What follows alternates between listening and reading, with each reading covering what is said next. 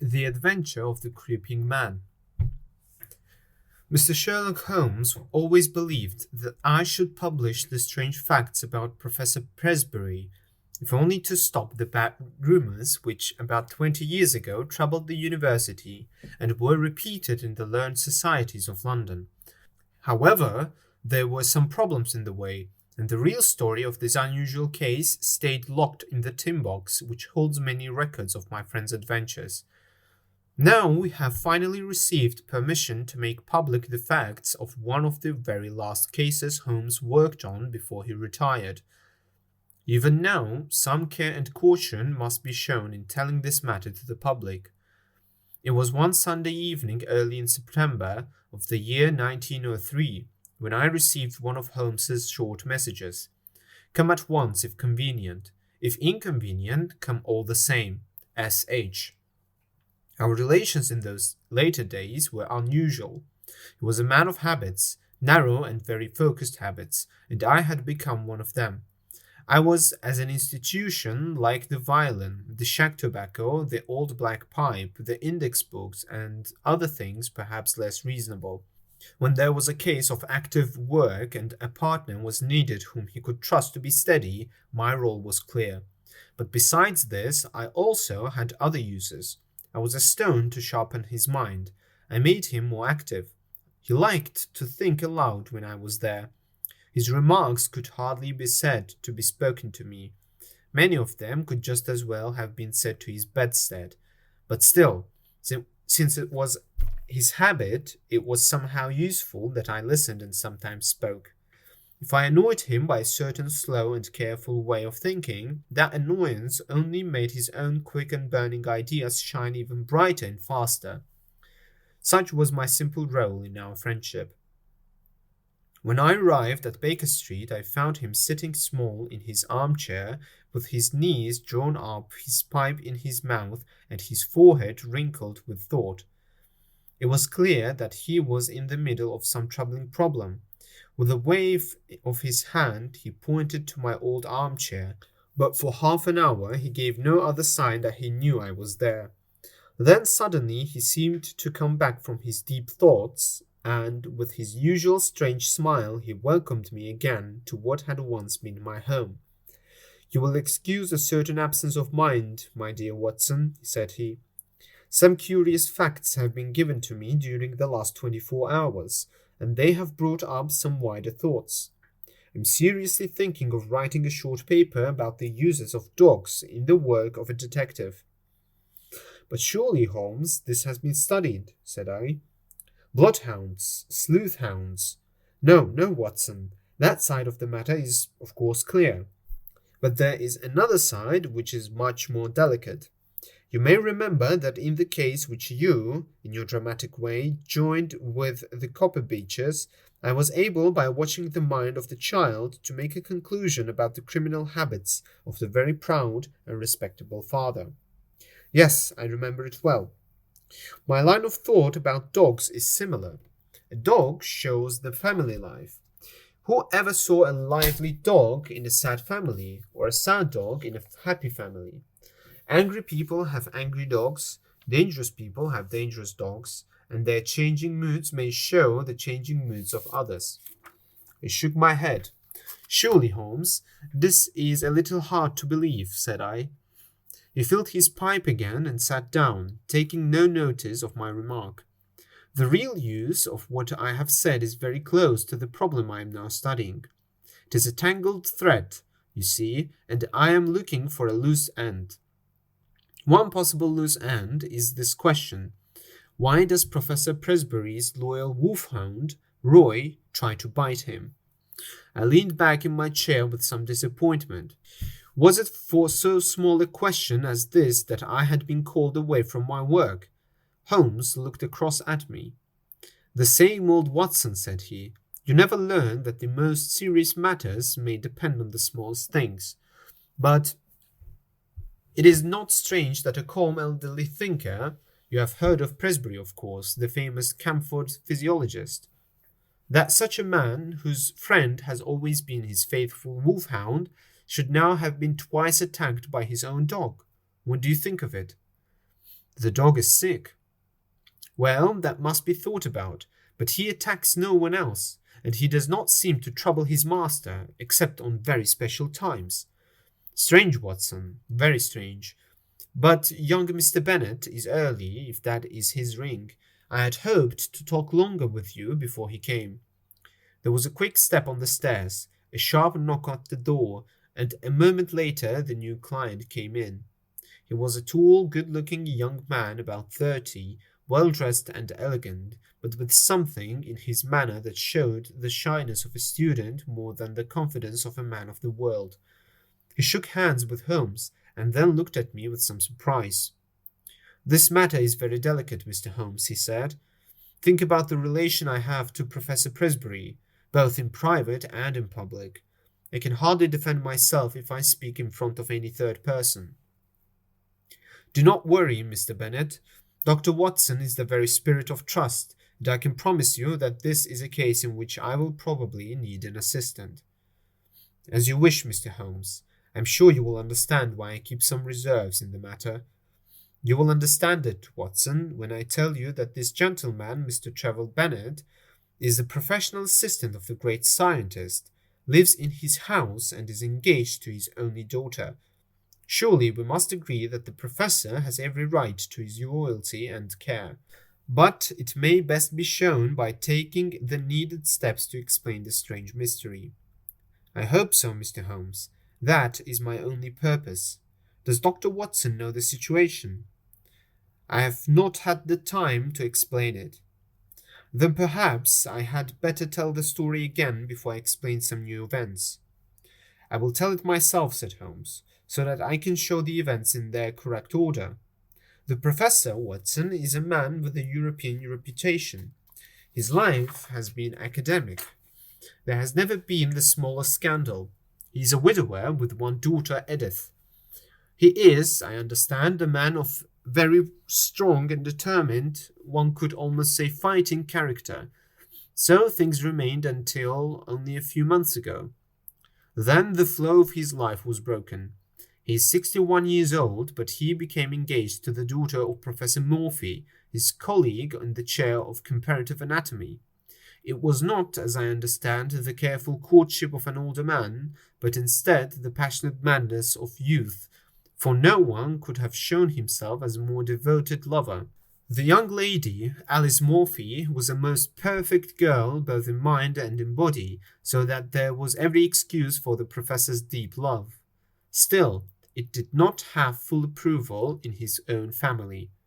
"We thought it rather too much," said our visitor. "Exactly. Too much, and a little wild and unnatural. Professor Presbury was rich, however, and the father had no objection.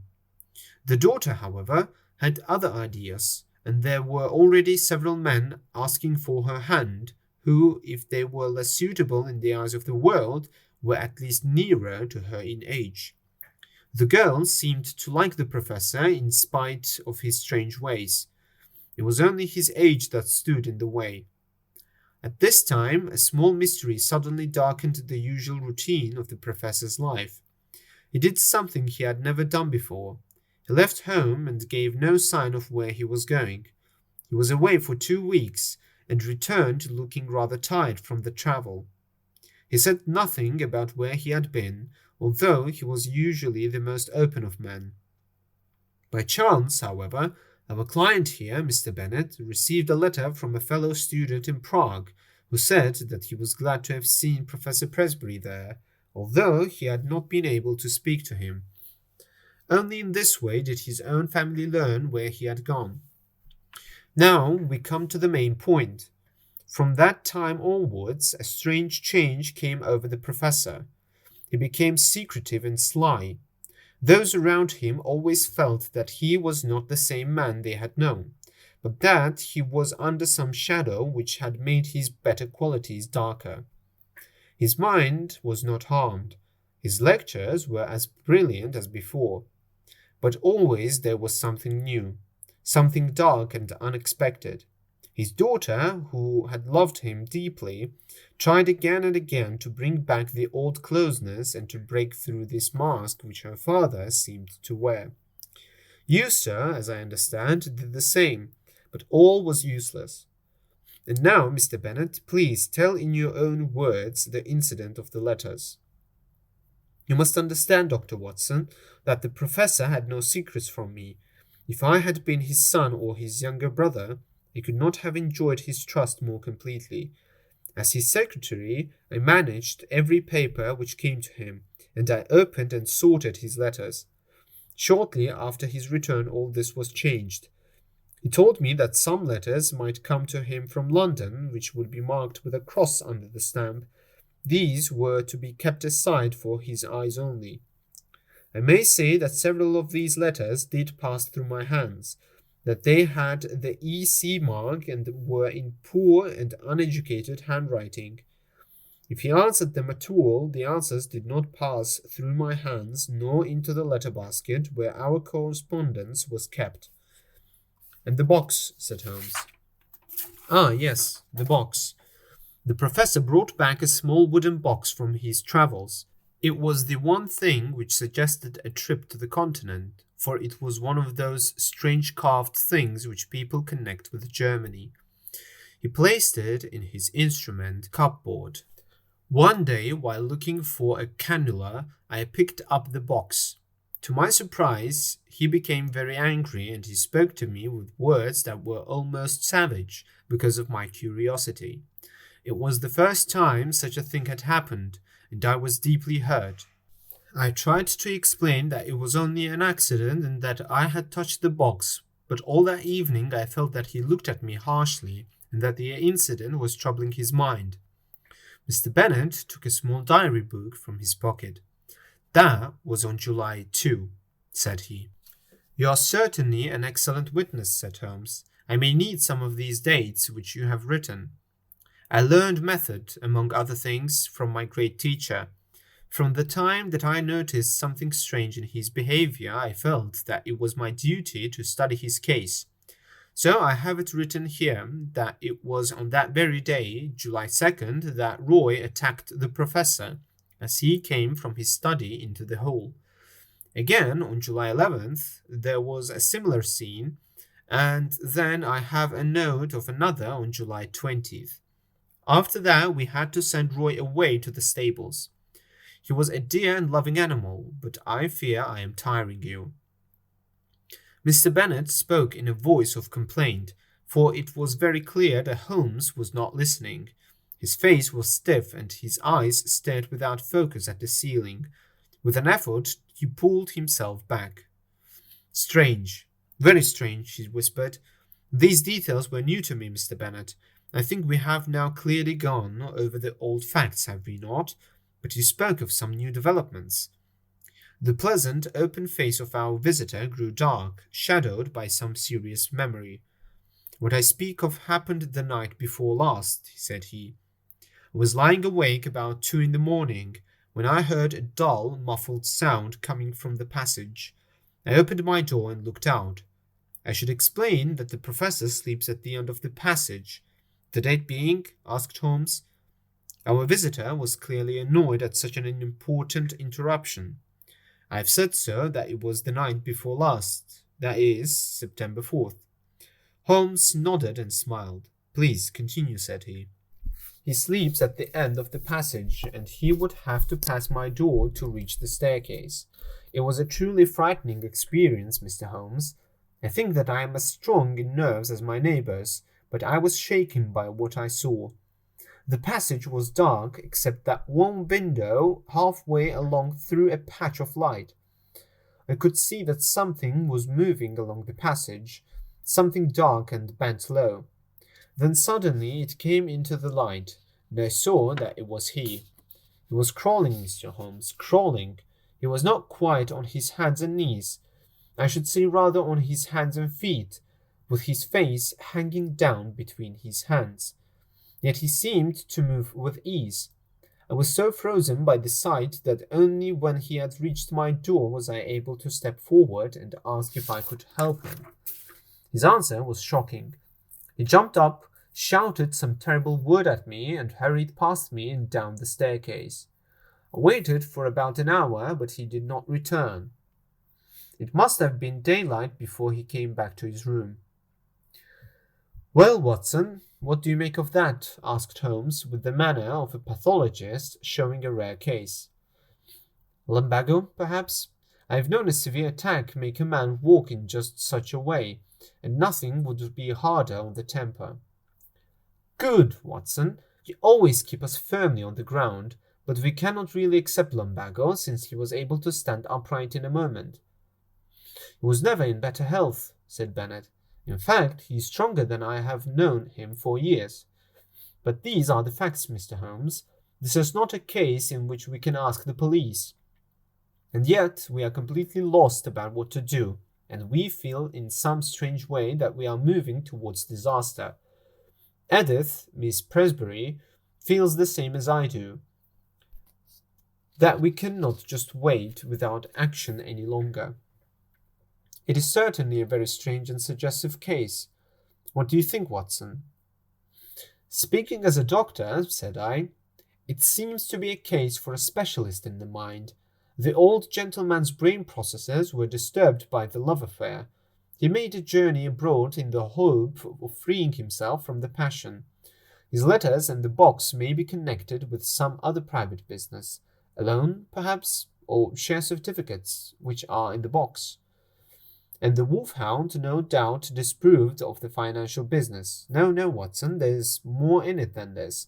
Now, I can only suggest what Sherlock Holmes was about to suggest will never be known, for at that moment the door opened and a young lady was shown into the room. As she entered, Mr. Bennet jumped up with a cry and ran forward with his hands out to meet hers, which she had already stretched towards him. "Edith, dear, nothing is wrong, I hope? I felt I must follow you. Oh, Jack, I have been so terribly frightened. It is awful to be there alone. Mr. Holmes, this is the young lady I mentioned. This is my fiancée." "We were slowly coming to that conclusion, were we not, Watson?" Holmes said, with a smile. "I suppose, Miss Presbury, that there is some new development in the case, and that you thought we should know." Our new visitor, a bright and pretty girl of the usual English type, smiled back at Holmes as she sat down beside Mr. Bennet. "When I found that Mr. Bennet had left his hotel, I thought I would probably find him here. Of course, he had told me that he would ask your advice. But oh, Mr. Holmes, can you do nothing for my poor father?" "I have some hope, Miss Presbury, but the case is still unclear. Perhaps what you have to tell me may give us some new light upon it." "It was last night, Mr. Holmes. He had been very strange all day. I'm sure that sometimes he does not remember what he does. He lives as if in a strange dream. Yesterday was such a day. It was not really my father with whom I lived. His body was there, but it was not truly he." "Tell me what happened." "I was woken in the night by the dog barking wildly. Poor Roy, he's now chained near the stable. I should say that I always sleep with my door locked, for as Mr. Bennet will tell you, we all have a feeling that danger is near. My room is on the second floor. It happened that the blind was up on my window, and there was bright moonlight outside. As I lay with my eyes fixed on the square of light, listening to the mad barking of the dog, I was shocked to see my father's face looking in at me. Mr. Holmes, I almost died of surprise and terror. His face was pressed against the glass, and one hand seemed raised as if to push up the window. If that window had opened, I think I would have gone mad. It was no dream, Mr. Holmes. Do not think that it was. For about 20 seconds I lay frozen and watched the face. Then it was gone.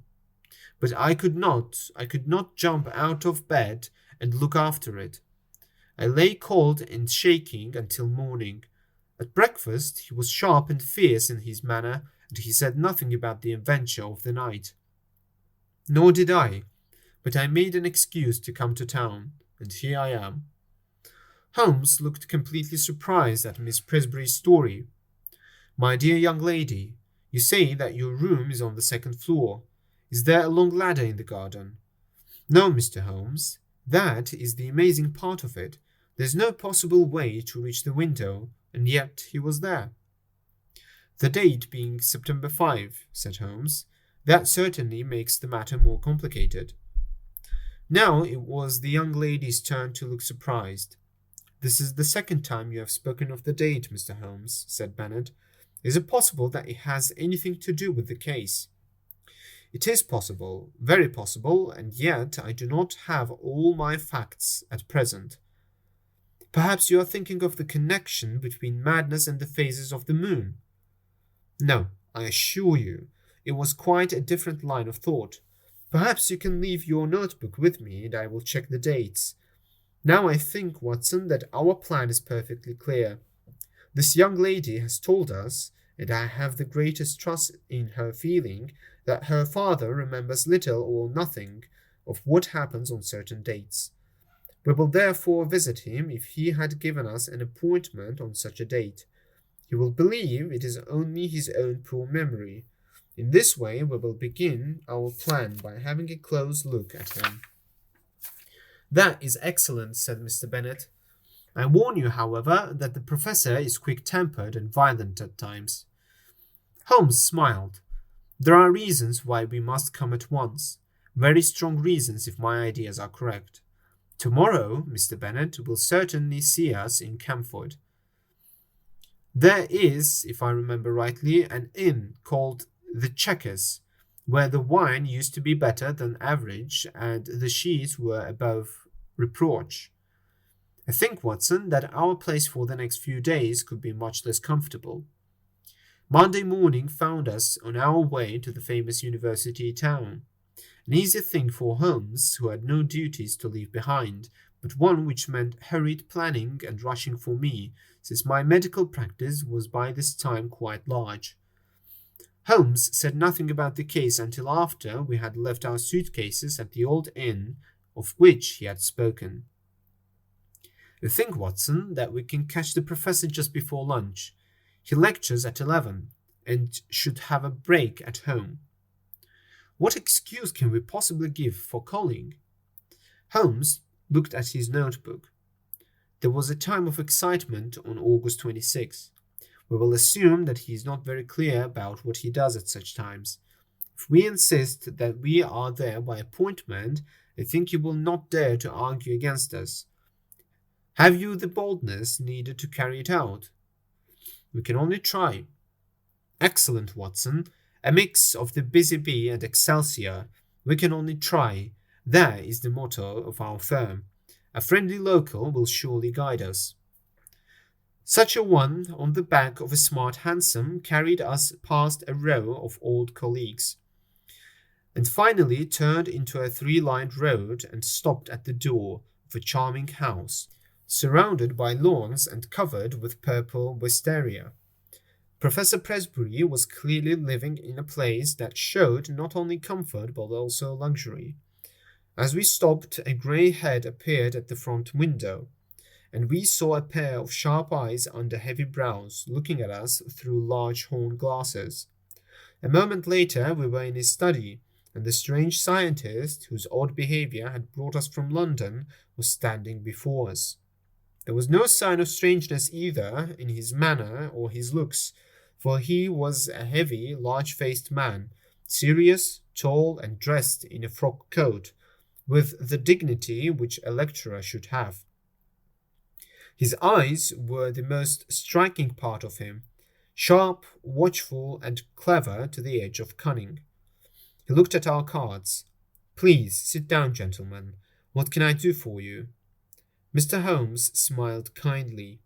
"It was the question that I was about to put to you, Professor." "To me, sir?" "Possibly there is some mistake. I heard through another person that Professor Presbury of Camford needed my help." "Oh, indeed. It seemed to me that there was a sharp sparkle in the strong grey eyes. You heard that, did you? May I ask the name of the person who told you?" "I'm sorry, Professor, but the matter was rather private. If I have made a mistake, no harm is done. I can only say that I regret it." "Not at all. I should like to look further into this matter. It interests me.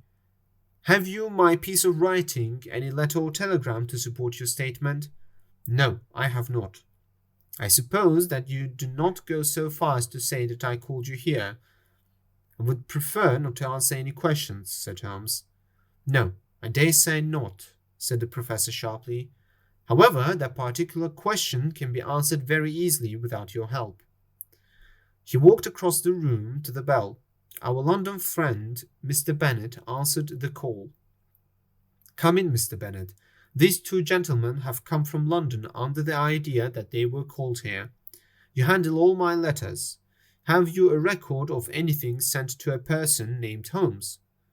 No, sir, Bennet answered, blushing. That proves it, said the professor, staring angrily at my companion. Now, sir, he leaned forward with both hands on the table. It seems to me that your position is a very doubtful one. Holmes lifted his shoulders. Can only repeat that I am sorry we have made a useless intrusion. That is hardly enough, Mr. Holmes, cried the old man in a high screaming voice, with a look of extraordinary hatred on his face. He moved between us and the door as he spoke, and he shook both his hands at us with furious anger.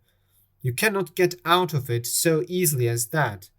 His face was twisted, and he grinned and made foolish sounds at us in his mad rage. I'm sure that he would have had to fight our way out of the room if Mr. Bennet had not stepped in. My dear professor, he cried, think of your position. Think of the scandal at the university. Mr. Holmes is a well-known man. You cannot possibly treat him with such rudeness. Unwillingly, our host, if I may call him so, moved aside and cleared the way to the door. We were glad to find ourselves outside the house, walking again in the quiet of the tree-lined drive.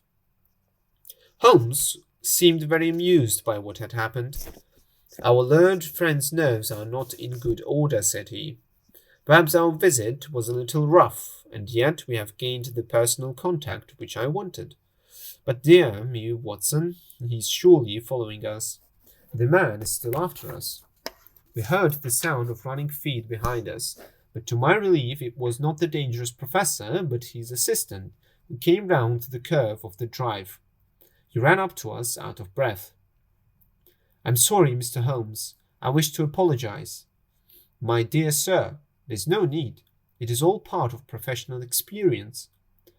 I have never seen him in a more dangerous mood, but he is becoming darker and more sinister. You can now understand why his daughter and I are so alarmed, and yet his mind is perfectly clear. Too clear, said Holmes. That was my mistake. It is clear that his memory is much better than I had thought. By the way, can we, before we leave, see the window of Miss Presbury's room? Mr. Bennet pushed his way through some bushes, and we could see the side of the house. It is there, the second one on the left. Dear me, it seems almost impossible to reach, and yet you can see that there is a climbing plant below, and a water pipe above, which gives some places to hold. I could not climb it myself, said Mr. Bennet.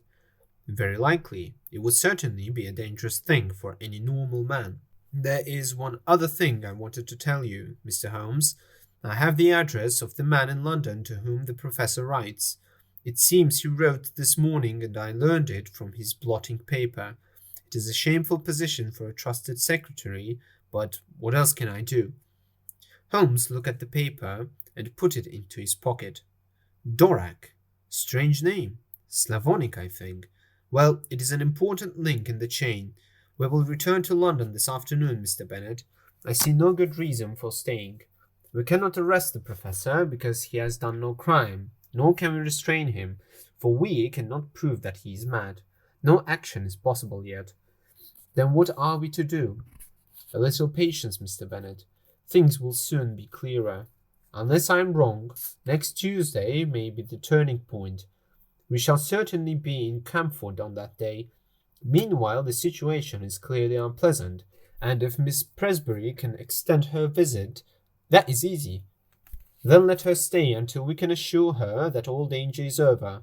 Meanwhile, let the professor have his way and do not oppose him. As long as he is in a good mood, all will be well.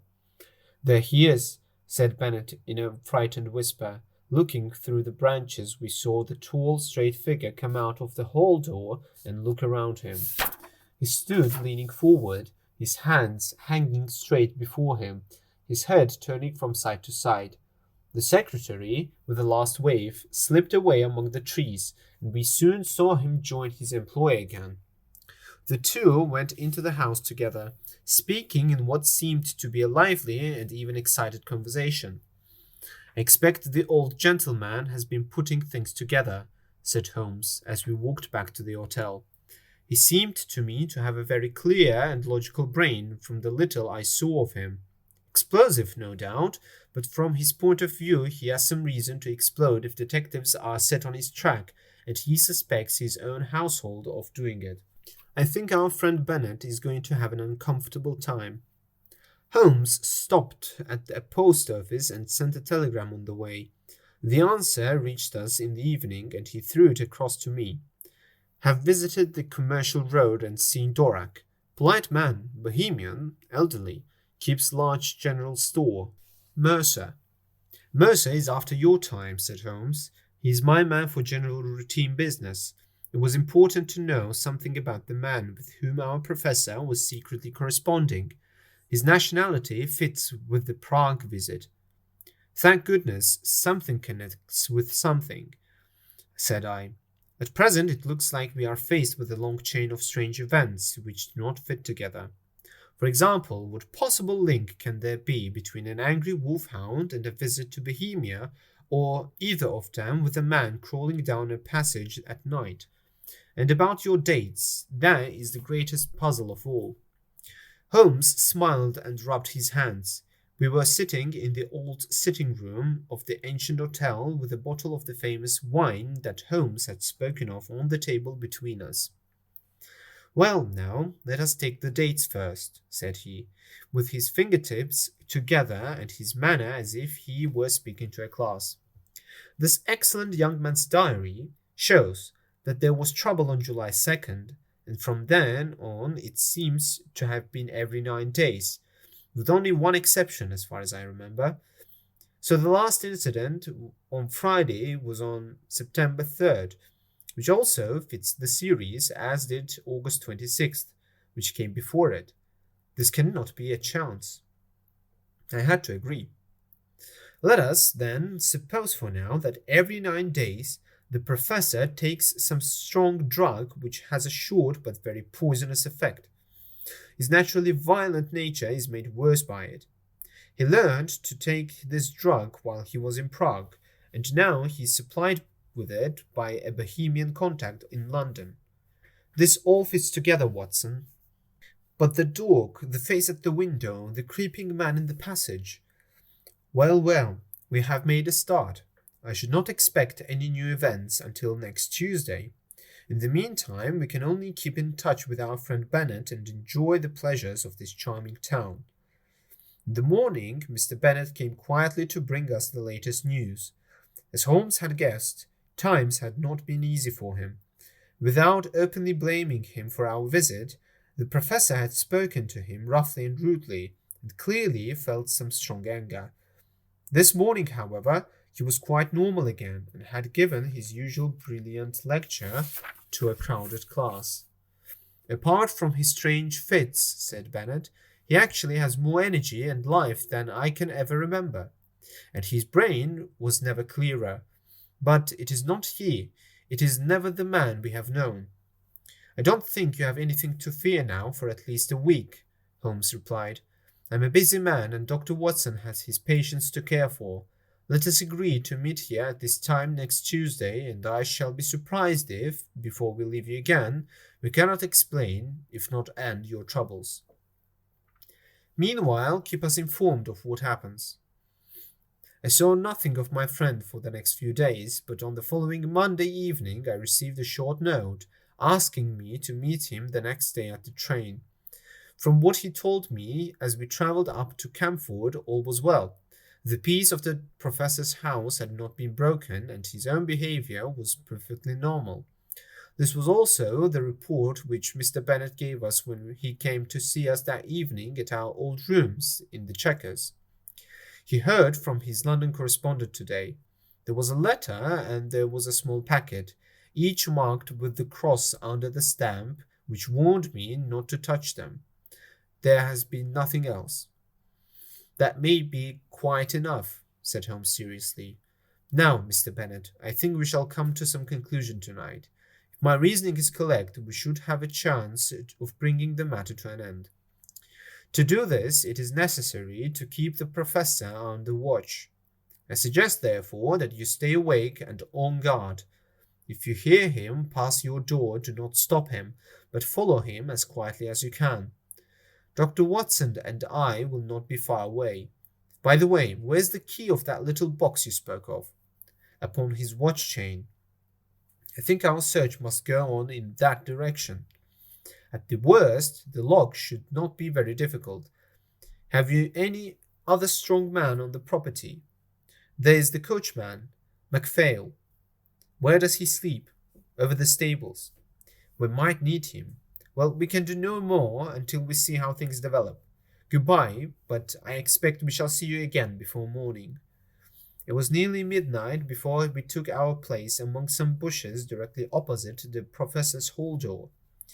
It was a fine night, but cold, and we were thankful for our warm coats. A breeze was blowing, and clouds were racing across the sky, hiding the half-moon from time to time.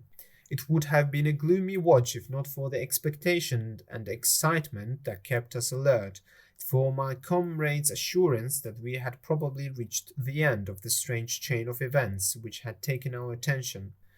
If the cycle of 9 days is correct, then we shall see the professor at his worst tonight, said Holmes.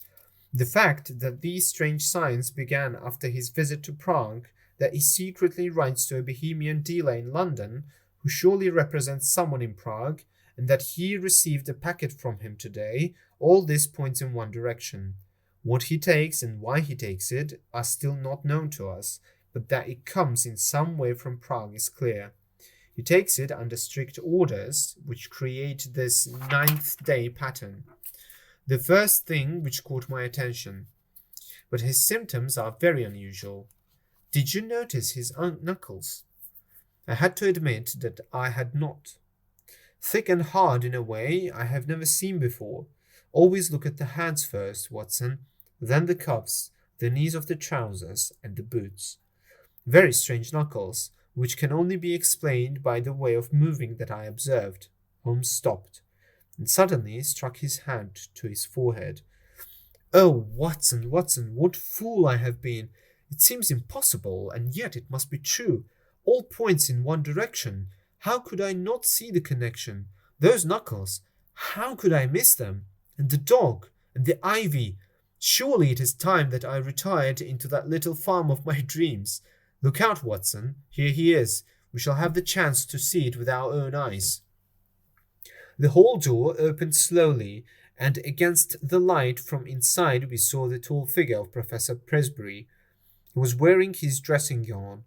As he stood in the doorway, he was upright but leaning forward with hanging arms, just as we had seen him before. Now he came forward into the drive, and a most extraordinary change came over him. He dropped into a crouching position and moved on his hands and feet, jumping now and then as if full of wild energy and strength.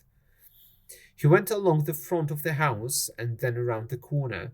As he disappeared, Bennet slipped quietly out through the hall door and softly followed him. "Come, Watson, come!" cried Holmes, and we moved as quietly as we could through the bushes until we reached a place from which we could see the other side of the house, shining in the light of the half-moon. The professor was clearly visible, crouching at the bottom of the ivy-covered wall. As we watched him, he suddenly began to climb with unbelievable speed and skill. From branch to branch he leapt, sure-footed and strong in his grip, climbing only for the joy of his own powers, with no clear purpose. With his dressing gown flying out at each side, he looked like some huge bat stuck against the wall of his own house, a big dark shadow on the moonlit wall. Soon he grew tired of this game, And dropping from branch to branch, he came down again, squatted in his strange position, and crept towards the stables in the same odd way as before. The wolfhound was now outside, barking wildly, and became even more excited when it actually saw its master. It pulled down on its chain, shaking with eagerness and fury. The professor squatted very calmly just out of reach of the hound and began to tease it in every possible way. He took handfuls of stones from the ground and threw them in the dog's face, poked it with a stick and he had picked up, flicked his hands close to its open mouth, and tried in every way to make the animal's anger greater, though it was already out of control. In all our adventures, I do not think I have ever seen a stranger sight than this calm but still dignified figure, crouching like a frog on the ground, driving the maddened hound into wilder rage by all sorts of clever and cruel tricks. And then it happened in a moment. It was not the chain that broke, but the collar that slipped off, for it had been made for a thick-neckled Newfoundland.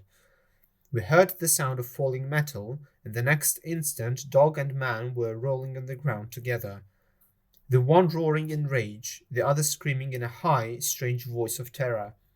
The professor's life was in the greatest danger.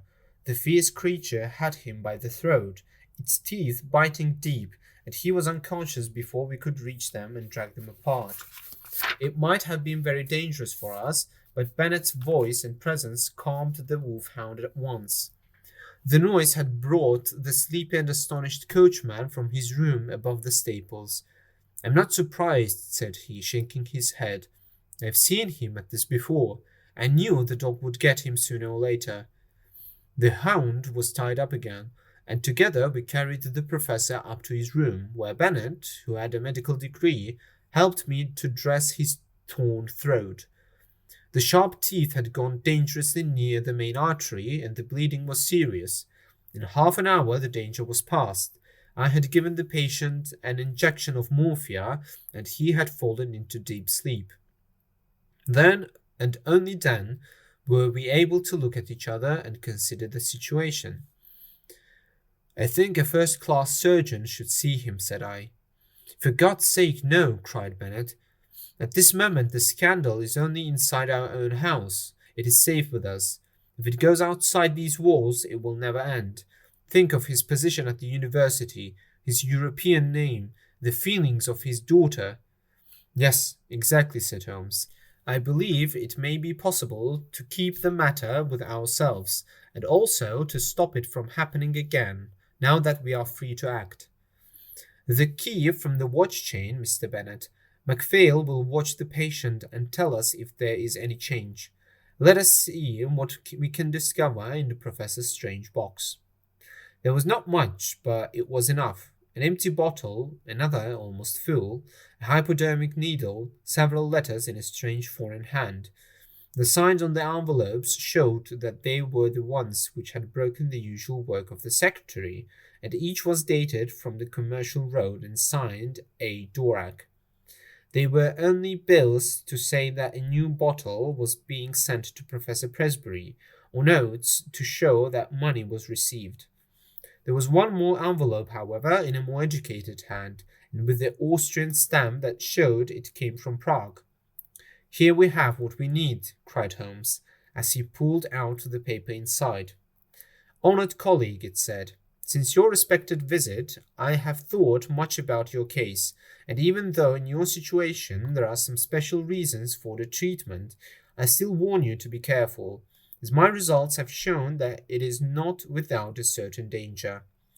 It is possible that the serum of anthropoid would have been better.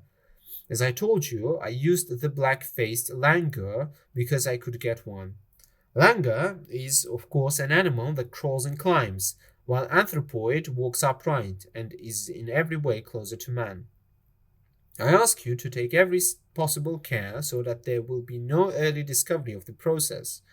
I have one more client in England, and Dvorak is my helper for both. Weekly reports will be a service to me. Yours with great respect, H. Lowenstein." Lowenstein, The name brought back to me the memory of a small note from a newspaper which spoke of an unknown scientist who was working in some strange way for the secret of youth and the drink of life. Lowenstein of Prague. Lowenstein with the wonderful strength, giving medicine forbidden by the doctors, because he would not say where it came from. In a few words I told what I remembered. Bennett had taken a book of zoology from the shelves. Langur, he read, the great black-faced monkey of the Himalayan mountains, largest and most human of climbing monkeys. Many more details are written. Well, thanks to you, Mr. Holmes, it is very clear that we have followed the evil to its beginning. The real beginning, said Holmes, is of course that foolish love affair which gave our quick professor the idea that he could only get his wish by making himself into a younger man. When one tries to go higher than nature, one may easily fall lower. The highest type of man may go back to the animal if he leaves the straight road of life. He sat thinking for a short time with the bottle in his hand, looking at the clear liquid inside. When I have written to this man and told him that I believe him guilty for the poisons which he sends out, we will have no more trouble. But it may come again. Others may find a better way. There is danger here, a very real danger to mankind. Think, Watson, that the people who love material things, who love pleasure, who love only the world, would all make their useless lives longer. The spiritual ones would not refuse the call to something higher. It would mean the survival of the least worthy. What kind of dirty pool may our poor world become? Suddenly the dreamer was gone, and Holmes, the man of action, jumped from his chair. I think there is nothing more to say, Mr. Bennet. The different events will now fit easily into the full story. The dog, of course, saw the change much quicker than you. His nose would make that certain. It was the monkey, not the professor, whom Roy attacked, just as it was the monkey who played with Roy. Climbing was joy for the creature, and it was only chance, I believe, that this game brought him to the young lady's room. There's an early train to the city, Watson, but I think we shall still have time for a cup of tea at the Chequers before we catch it.